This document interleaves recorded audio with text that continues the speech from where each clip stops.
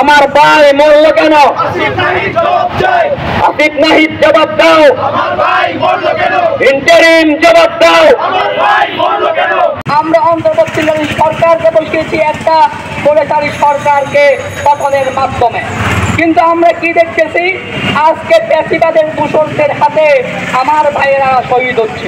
এর চেয়ে মর্মান্তক হৃদয় বিদারক ঘটনা আছে কিনা আমি বলতে পারি না।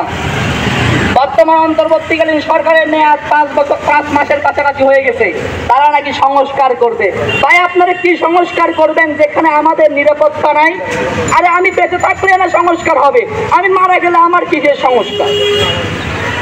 আপনারা অনেক প্রথম স্বরাষ্ট্র উপদেষ্টা ছিল, তাকে বাদ দিয়ে নতুন করে আনলেন, আমাদের কোনো অসুবিধা নাই।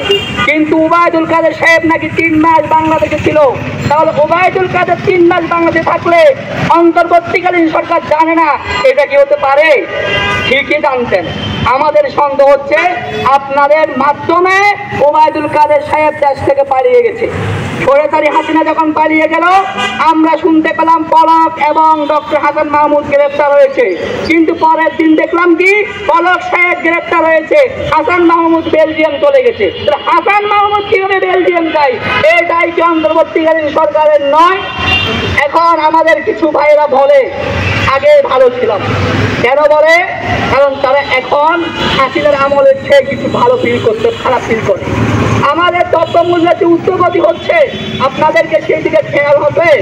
অন্তর্বর্তীকালীন সরকার আমরা জীবন দিয়েছি, আপনাদের ক্ষমতায় বসেছি, আমাদের ক্ষমতার লোক নেই, কিন্তু আপনারা চালান, একটু ভালোভাবে চালান।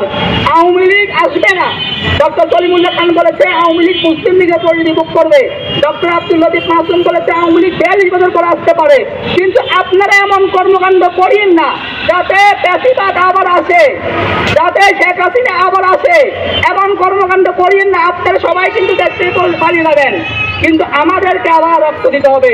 সুতরাং আমরা একটা কথা বলতে চাই, আপনারা শক্ত হাতে দমন করুন, আমাদের নিরাপত্তা নিশ্চিত করুন, আমাদের শহীদ ভাইদের বিচার নিশ্চিত করুন।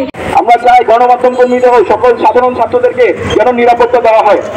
আমাদের সিটিজি পোস্টার একজন রিপোর্টার আছে, ওনাকে ঢাকায় মোহাম্মদপুরে বাস স্টেশন থেকে তুলে নিয়ে যাওয়া হয়েছে, তাকে আটকে রেখে 1 লাখ টাকা নির্যাতন করা হয়েছে। কই আপনারা এটা কেন প্রচার করেন? আমরা তো ঠিকই প্রচার করছি। যতজন সাংবাদিকের উপর হামলা হচ্ছে, ঢাকায় এটি মাহমুদের উপর হামলা হয়েছে, আপনারা সবাই নিশ্চুপ কেন? আপনাদের পত্রিকা এগুলো আসে না কেন? টিভিতে এগুলো প্রচার করেন না কেন? তাকে ট্রেনের মধ্যে কিভাবে কুপিয়ে হত্যা করার চেষ্টা করে? আপনাদের নীরবতা আমাদেরকে তাহলে কিসের সন্ধান দিচ্ছে? আমরা কি আমাদের কাজ করবো না? আমরা আমাদের পেশাগত দায়িত্ব ছেড়ে দিয়ে কি আপনাদের মধ্যে ঘরে বসে চুরি করে বসে থাকবো? নাকি আমরা আমাদের কাজগুলো করতে পারবো? আপনারা আমাদের কাজগুলো করতে দিবেন না। যদি গণমাধ্যমকে এত ভয় পান, তাহলে আসেন সামনাসামনি হই, মুখোমুখি হোক। আমরা মুখে মুখে কথা বলতেছি, আপনার গণমাধ্যমের স্বাধীনতা দেন না, যা খুশি তা করতেছেন, ডিএসএ দিয়ে দেন, এটা দিয়ে দেন, ওটা দিয়ে দেন, এই মামলা সেই মামলা, কি সমস্যা আপনাদের? আমরা কি আমাদের কাজ করতে পারবো না? আমরা কি ছাত্র হিসেবে আমাদের আশেপাশে যখন আমরা কাজ করি, আমাদের সততার সাথে কাজ করি, এখানে যতজন গণমাধ্যম কর্মী আছেন আপনারা বলতে পারবেন, আপনারা যখন সততার সাথে কাজ করতে যান, আপনারা কি হুমকির শিকার হন না? অবশ্যই হন। আপনারা একটা ভয় থাকেন, আপনারা লিখতে গিয়ে ভয় পান, ভিডিও প্রচার করতে গিয়ে ভয় পান। তাহলে এই ভয়টা কেন আসতেছে? আমাদের এই ভয়টা কেন পাইতে হচ্ছে? তাহলে আমাদের নিরাপত্তাটা কেন দিতে পারতেছে না?